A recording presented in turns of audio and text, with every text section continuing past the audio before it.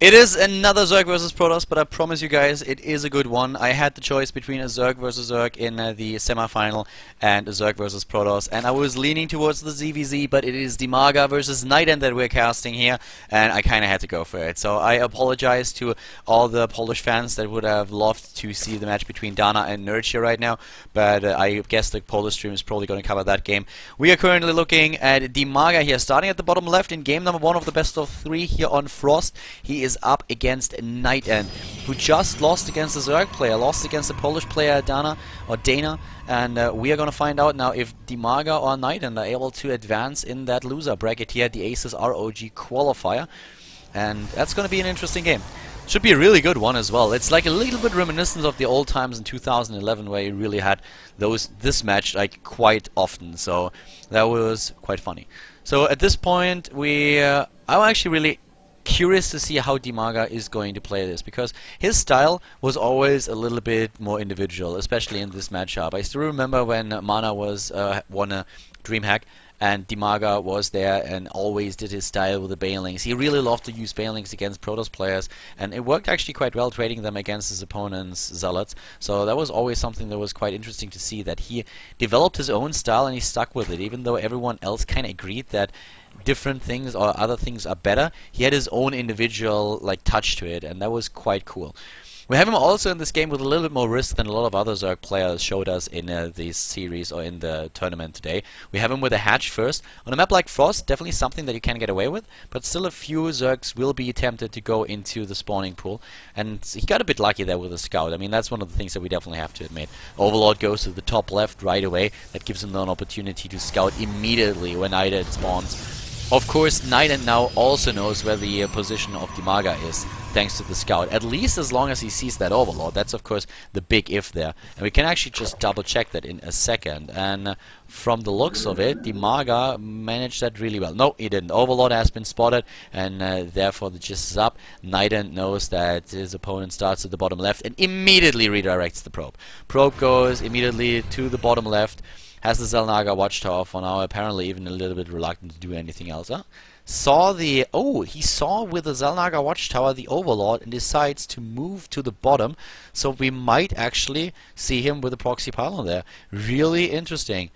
That is pretty cool. So that was really amazing. If you didn't see that, the probe was going through the Xel'Naga Watchtower, sees the Overlord right there, and instead of walking, well, not right there, but instead of walking in here, goes to the right side so that the probe is down at the bottom and hides it over here.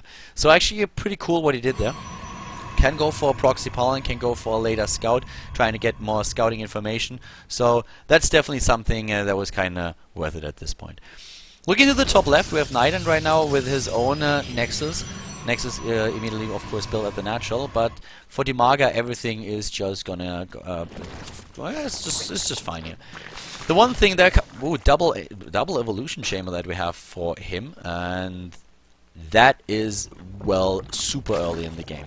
But I want to talk about something that Dimaga kind of does sometimes. Dimaga for a long time was known in the European scene as a player who would never cheese, like never. That happened for quite some time, and he was like the guy who always went into a normal build, like no cheese, no nothing, no early pools. And that's something where players really started to adapt. And Cass, for example, played super greedy as well. And he played a series against Dimaga. I think that was back in 2011 or at the beginning of 2012, where Dimaga just suddenly decided to throw things out of the, like completely out of the window and change the style, and started to 6-pool against Cass. And he got a couple of auto wins because of that. So he was one of those players that really started out with a macros heavy style and then switched it up and really showed his opponents that he's a macro player, but that at the same time he will occasionally change things up a little bit and throw in a cheese. It happens rarely, but it happens, and that always keeps you guessing. The pylon now being built here at the bottom right, and that's exactly what we talked about earlier. NightEnd with that probe really in a position that he can now execute some pressure. But Dimaga is playing this Ling heavy style where he's going for these super early upgrades, and these evolution chambers are like the fastest double evolution chamber that you can actually see. So that is pretty dangerous to NightEnd. It's very dangerous right now. So we have that Oracle, of course, doing a little bit of damage, and with only one queen, that's going to get iffy, but there's the second one already. Here comes that Mothership Core on the other hand. And the Oracle is going to sacrifice it, but that also means that the Mothership Core is going to have an easy time against the Queen. The Queen is going to go down as well. 2 Queens for an Oracle. I'm going to take that trade. Nice attempt here with the spy, with the tumor, but that didn't really work out for him. And look at that, suddenly, surprise! If that was like Dexter, it would be, and RoG, it would be, surprise, motherfucker! And he doesn't even take it down. For a very simple reason. He knows he can do much more damage if he moves on to the natural right away. There's nothing. There are a couple of the Zerglings that are coming out, and even not a lot of those, because we have Lings at the top left. Dimaga is suddenly in so much trouble, it hurts to watch. The Queen goes down, and that is Queen number 3 that currently bites the dust here. Those Harvesters are even slowed down. The Time Warp helping out really a lot, and Dimaga is getting demolished here. 11 Harvesters killed already. The Zerg player is restricted to his main base. The 3rd is being attacked. Dimaga might not even cancel in time because he doesn't have this on his radar anymore. He doesn't cancel the base, so that's not going to help him. The Lings are going to clean this up eventually, I feel, but with another Oracle moving in, I actually doubt it, to be honest, now looking at it again. And this is GG. NightEnd within 10 minutes, 8:46, takes down Dimaga in game number 1 and really shows his skills here. Dimaga trying to play this maybe a little bit too greedy. NightEnd with a probe that he snuck past, and then the opening was very well done here. NightEnd takes the 1-0 lead in the series, and let's see if Dimaga can start a comeback.